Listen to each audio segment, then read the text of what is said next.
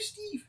My name's Arnes. And we're re-reviewing the TMNT Turtles 4, the CG one.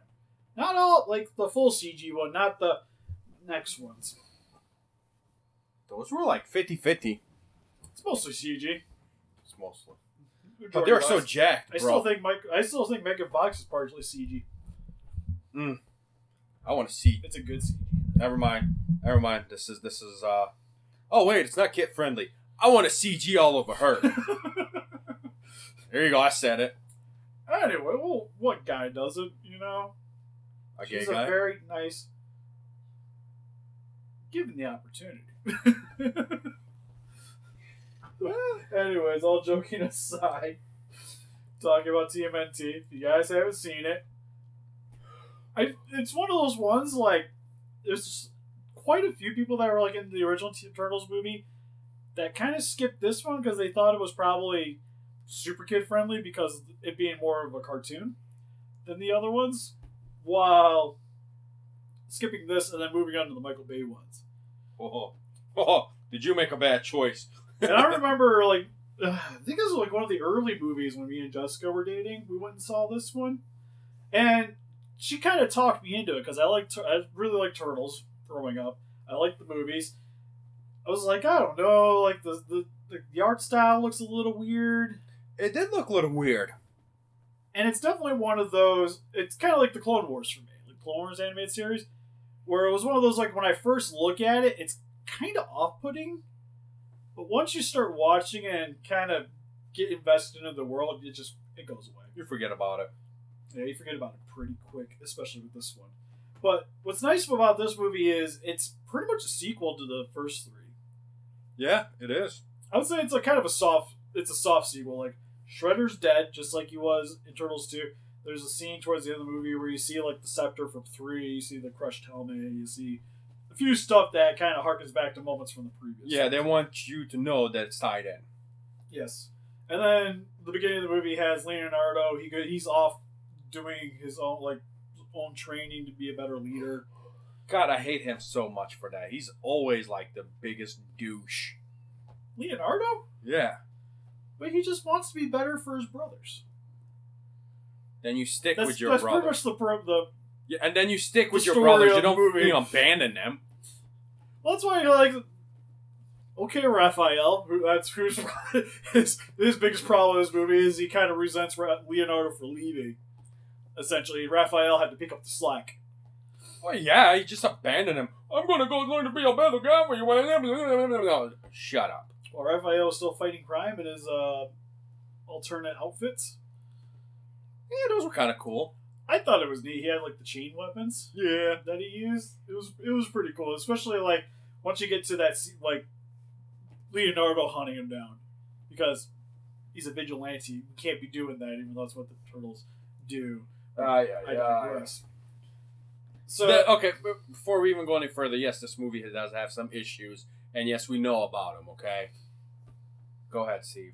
Well, they kind of bring it up during that fight scene, though. Like, a lot of the stuff, like, you look at it and be like, but why would, huh? And then they kind of work it into the plot, I think. Yeah. But essentially, there's a guy that is trying to resurrect his brothers and sisters.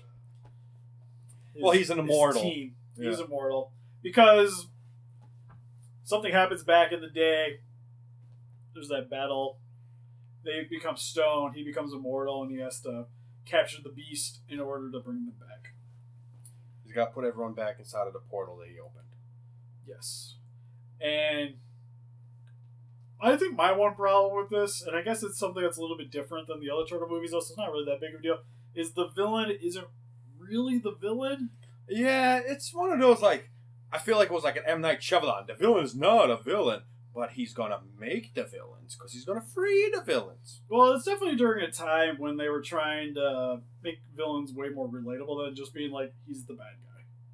He's the bad guy, he's got to do bad things. This is more, especially nowadays, where it's the bad guy, but he has motives behind it that seem good.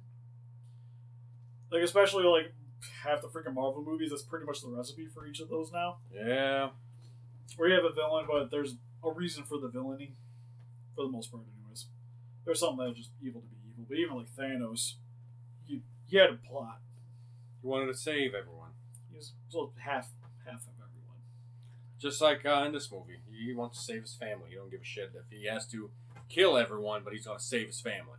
Yeah, he's just gonna hurt some people along the way with the monsters running around the town.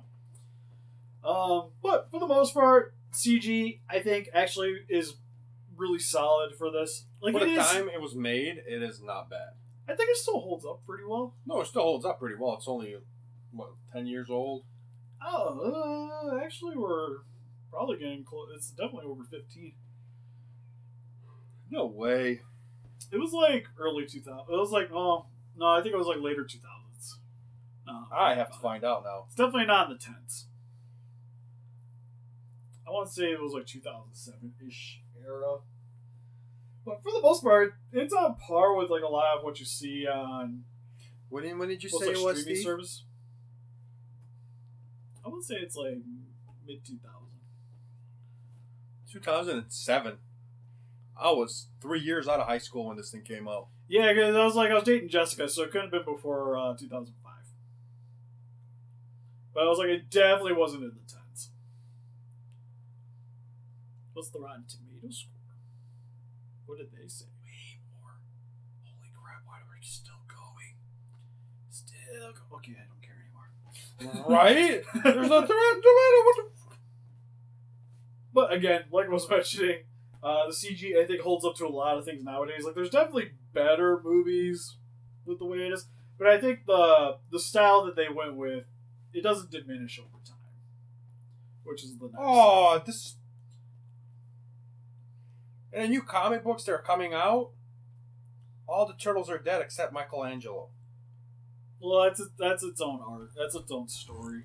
Yeah. We're talking about The Last Ronin. I kind of want to make an action figure of it. They also ruined if nobody's read it, you also ruined the major plot point for the first comic. Is you have to read the first comic to find out which turtle it was. And it was Michelangelo. My bad. Yeah. I'm still trying to find this Rotten Tomato. He's still searching. What's cool too about this movie is it has a lot of returning cast, but it actually introduces people from the comics, animation, because you get Karai. Yeah, it's not bad. Brand, it's like the only person you get, but yeah, you get Karai. It made $100 million. Yeah, no, it did fine. I give up. For me, I was like, the thing's died. And like, no, it's just telling you to charge your battery. So we gotta try to wrap this up quick because all right, let's go. See to keep going. But anyways, personally for me, I really enjoyed the movie. It's probably, I want to say, my second favorite of the Turtle movies. Yeah, it's my second favorite. I will say I like this a little bit more than Secret of the Ooze. First, this one, third, and then second. Yeah, mine's first, this, second, third. So we only have the flip-flops And between like second 6 and and third. 5. If I'm remembering the order correctly. Then the acting actually in it's really good. It's also probably got some of the more emotional scenes. Yeah. Than what we got, because especially with the fight between Raphael and Leonardo. Yeah. Which is probably, I'd say, the best scene in all the Turtle movies. Like, just the way it plays out with the rain, with the emotions, the consequences. Like, it just... Well, some of that stuff works very well. Some of that stuff can only be portrayed through, like, animation like that. You know what I mean? I would definitely see that being hard to do with the suits. Yeah. And especially, like, showing off as much as the... Hey, we're back! The camera died. I thought we were almost going to make it, but it was like, nope. Yeah, I started rambling a little too long. But anyways, what I was saying was, I think in the original Turtle movie, you kind of get scenes that would have been similar to this anyways. Because especially like the Shredder rooftop fight scene, you could have worked that with just having just Leonardo and Raphael. Like, they show enough during those fights that I think it would still work. Although Raphael in a suit might be a little bit harder to convey the same fighting. No, that's what I mean. Like, I'm actually kind of glad they did the whole animation style because it turned out great because what they were able to do with it. Well, it's nice too because you get more characters that way, which is one thing that was nice about this. You get more interesting characters, especially with the monsters they were fighting. So you get like the little demon, the flying gargoyle looking dude. I would love if they made TMNT too. I'd watch it. I would. I know isn't the next movie supposed to be animated that's coming out? The Seth Green one? That I don't know. If I remember right, I think it's supposed to be animated. Which has me excited just because it's kind of has to follow this one up, and I'm hoping it can kind of keep up with that. Hopefully. Usually Seth Green stuff's usually pretty good. As long as it's not a bunch of turtles smoking weed, I think we'll be fine. Oh man, where we at, dog? Where's it going? Why am I in this garbage can? But anyways, to conclude this review, again, second favorite of the turtle movies. Probably one of my more favorite CG movies. Can't agree with you, Steve. I have to go with Final Fantasy: The Spirits Within. Oh, Jesus. You forgot about that, didn't you? Oh, bam! Arnes comes with a left hook. That's one of those weird movies because it says Final Fantasy, but there's what's about it's Final Fantasy. I only feel like I need to watch some movies to see how it holds up. I used to have that on DVD somewhere, but I think it went in. I think I have it on my. Well, sorry. I think at my parents' house we had it on DVD, so that I would have to go steal it. I think I either traded it in or it ended up somewhere because it's not in my pile of DVDs. I wonder if you could get it 4K. Oh. Because that'd be something. I remember that movie came out at the same time as Ghosts of Mars. You know, I went and saw Ghost of Mars. I actually kind of like that movie.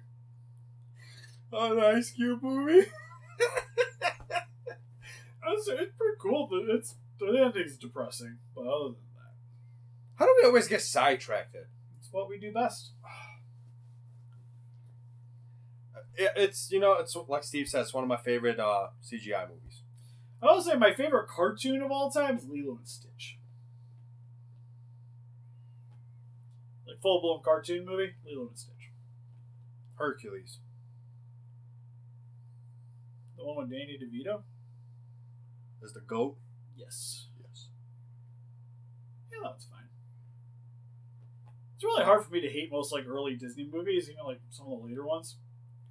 Okay. Stitch was like the last of a golden era. Okay, I'm sorry. Okay, okay, it's Moana. Okay, it's got rock singing in it. What more you want? Again, I didn't hate the movie, but I don't even know what the song is, but I got the jingle in my head. You're welcome. You're welcome. Oh, I love rock. I remember that because I heard it so many times over the radio. And just at work in general. Alright, one focus. Thank you guys for watching. Let it go. Couldn't get away from that song. But anyways, I'll just defeat those kaijus by hitting that like button, subscribe, become a ranger today. We also got Instagram, Patreon, pictures, Facebook. Guys, look here with the David channel. Donate. Greatly appreciate it. Also, let us know in the comment section below what you guys thought of the TMNT movie. TMNT movie. Not TNT, because that's channel. TNT. Dynamite! Please don't demonetize us. And see you guys in the next video. Bye-bye. Bye-bye.